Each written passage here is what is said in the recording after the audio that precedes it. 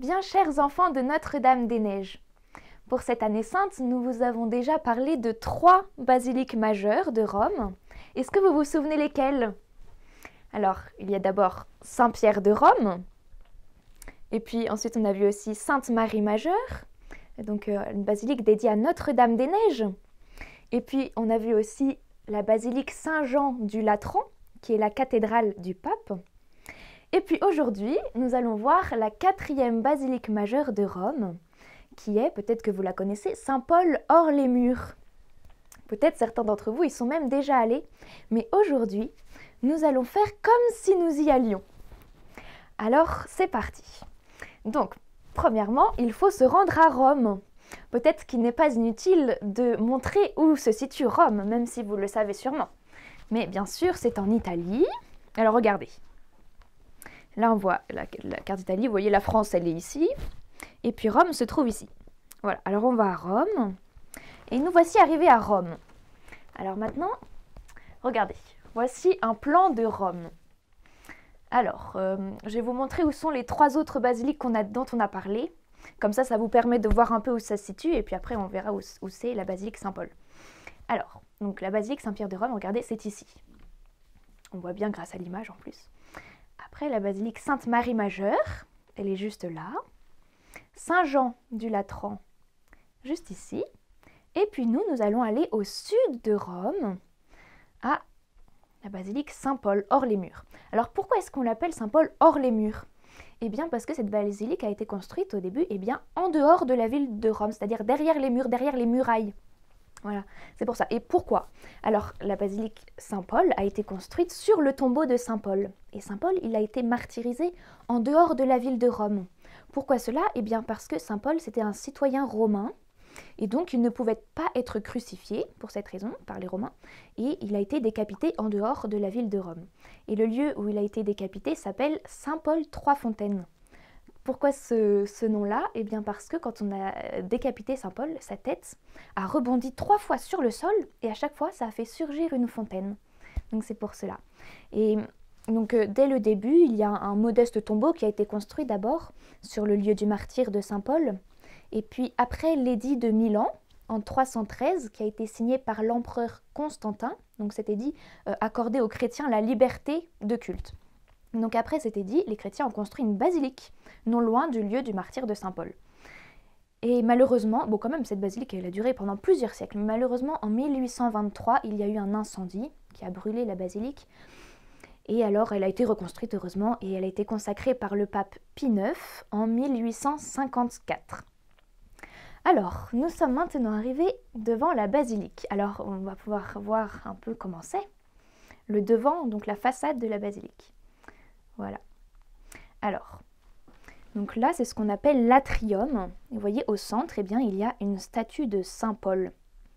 Et Saint Paul, il est représenté avec un glaive. Et ce glaive, c'est le glaive de la parole de Dieu. Et puis, c'est aussi, ça symbolise le martyre de Saint Paul, donc, parce qu'on lui a tranché la tête avec un glaive. Mais, au point où on en est, peut-être qu'il n'est pas inutile de faire un petit rappel sur la vie de Saint Paul. Alors, qui était Saint Paul? Saint Paul, eh bien, c'était un pharisien. Donc un pharisien, c'est un juif. Les pharisiens, c'était les juifs qui observaient scrupuleusement la loi de Moïse. Donc c'était un pharisien qui était très zélé. Et au début, eh bien, il persécutait les chrétiens. Il était très violent pour arrêter les chrétiens et les tuer. Mais voilà qu'un jour, il se rendait à Damas, il était sur son cheval. Et puis, il est renversé de son cheval. Il y a une grande lumière qui l'éblouit. Et il entend une voix qui lui dit « Saul, Saul, pourquoi me persécutes-tu » C'était la voix de Jésus. Et quelque chose que j'ai pas dit, c'est qu'il s'appelait Saul avant de s'appeler Paul. Parce que Paul, après, il s'est appelé Paul. Paul, ça veut dire le petit. Donc voilà, Saul entend la voix de Jésus et il comprend que c'est en fait Jésus qu'il persécute en persécutant les chrétiens. Et alors, il se convertit. Et après, il va devenir le plus grand missionnaire de tous les temps. Il avait un zèle infatigable pour conquérir des âmes au Christ. Voilà.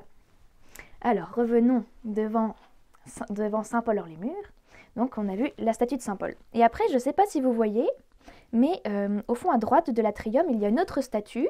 Alors, je pense que vous ne distinguez pas bien qui ça peut être, mais je vais vous le dire, c'est Saint Luc. Saint Luc, c'était un disciple de Saint Paul. Voilà. Ensuite, après, vous voyez, là, on a 10 grandes colonnes qui supportent le narthex, donc c'est-à-dire le vestibule, donc juste avant l'entrée, là. Et puis au-dessus, on a des mosaïques. Alors, je vais vous expliquer un peu ce que c'est. Tout en haut, on voit le Christ bénissant, avec à gauche Saint-Pierre, il a la clé du ciel, du paradis, et à droite Saint Paul, avec le glaive toujours. Ensuite, au milieu, on voit l'agneau de Dieu, donc c'est Jésus. Et autour, eh bien, il y a un troupeau, donc des brebis, et en fait, c'est nous. C'est nous, voilà. Et après, en dessous, eh bien, ce sont les 4 grands prophètes, donc, que sont Isaïe, Jérémie, Ézéchiel et Daniel. Bon, mais peut-être que ce serait bien qu'on rentre maintenant dans la basilique. Alors, l'entrée principale, elle est au milieu, c'est une belle porte de bronze, mais nous, on ne va pas rentrer par là, parce que c'est l'année sainte. Alors, vous voyez, on va rentrer par la porte sainte, évidemment. Et la porte sainte se situe à droite. Vous voyez, elle est ici. Alors, nous allons passer par là. Vous êtes prêts? Voilà. Donc, on rentre dans la basilique. Vous voyez, c'est vraiment très beau. C'est très beau. On voit 4 grandes rangées de colonnes, de 20 colonnes. Et puis, vous voyez, au-dessus, là, ce sont les médaillons avec tous les papes. Bon, mais nous venons d'entrer dans la maison de Dieu. Et la première chose à faire, qu'on rentre dans une petite chapelle ou dans une immense basilique, eh bien, c'est de chercher la petite lumière rouge pour aller adorer Jésus qui est présent dans son Saint-Sacrement. Alors, pour ça, je vais vous le dire où on va parce que c'est très grand. Alors, on s'avance, il faut aller tout devant le chœur. Et après, il faut aller encore derrière, sur la gauche. Il y a une chapelle qui est la chapelle du Saint-Sacrement. Donc voilà, on peut y aller, comme ça on peut adorer Jésus qui est présent dans le tabernacle. Et puis, dans cette chapelle du Saint-Sacrement, il y a aussi quelque chose de très beau. Il y a un crucifix en bois, et ce n'est pas n'importe lequel, parce que c'est ce crucifix duquel Jésus a parlé à Sainte Brigitte de Suède pour lui donner les 15 oraisons sur la Passion. Et vous voyez, dans une basilique qui est dédiée à Saint Paul, c'est très significatif. Parce que Saint Paul, il a écrit des choses sur la croix de Jésus. Alors, je vais vous le lire. C'est important.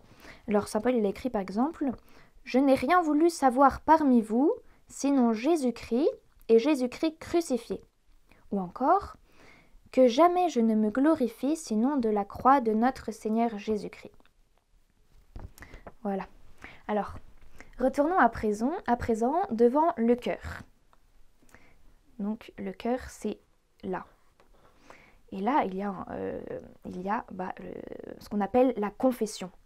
Alors la confession, c'est le tombeau de Saint Paul. On ne le voit pas très bien parce que au-dessus du tombeau a été construit un autel qu'on appelle l'autel papal. Mais heureusement, il y a une sorte de petite fenêtre un peu dans l'autel par lequel on peut apercevoir la tombe de Saint Paul. Et puis en dessous, il y a aussi un autre trésor. Ce sont les chaînes de Saint Paul, donc les chaînes avec lesquelles Saint Paul était attaché quand il était en prison. Et ces chaînes sont dans un très beau reliquaire en dessous. Là, on ne voit pas, mais voilà, c'est en dessous. Voilà. Bon, que vous dire d'autre? Alors, il y aurait encore beaucoup de... Ah si. Bien sûr, il faut que je vous parle de l'abside. L'abside, c'est ce qui est derrière. Alors, je vais vous montrer un peu les mosaïques de l'abside. Bon, là, comme on ne les voit pas, parce qu'il y a le... D'ailleurs, je ne vous en ai pas parlé, ça. Ça, c'est c'est un baldaquin, on appelle ça, donc qui est au-dessus de l'autel papal, au-dessus de la confession, pour bien le mettre en valeur, parce que c'est un lieu très, très important, le tombeau de Saint Paul. Et ce baldaquin date du XIIIe siècle. En fait, il n'a pas été détruit dans l'incendie. Voilà. Et donc, je vais vous montrer un peu mieux maintenant les mosaïques de l'abside. Et pour ça, je vais vous montrer une autre photo pour qu'on la voit mieux. Bon, elle est en noir et blanc, mais ça fera l'affaire. Alors, vous voyez, on voit, pareil, comme sur les mosaïques de la façade d'ailleurs, le Christ bénissant. À gauche, il y a Saint Pierre et Saint Paul. Et à droite, ce sont Saint Pierre et Saint André, donc deux apôtres. Et puis, en dessous, là, il y a d'abord au milieu la croix, avec les instruments de la Passion. Et puis tout autour, eh bien, ce sont les autres apôtres. Voilà. Alors il y aurait encore beaucoup de choses à voir dans cette basilique, mais maintenant nous allons terminer notre pèlerinage spirituel en en adressant une prière à Saint Paul, donc ce grand apôtre. Grand apôtre Saint Paul, Jésus est venu à ta rencontre et t'a choisi pour porter son nom devant les nations. Tu as été saisi par l'amour du Christ et tu as été animé d'un zèle missionnaire infatigable pour porter Jésus aux âmes. En cette année sainte, aide-nous à devenir, chacun, un ardent et courageux missionnaire pour porter partout le feu de l'amour divin. Saint Paul, priez pour nous. Notre-Dame des Neiges, priez pour nous.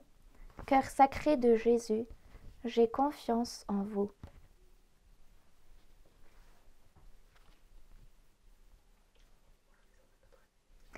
Au revoir les enfants de Notre-Dame des Neiges et à bientôt pour une prochaine vidéo.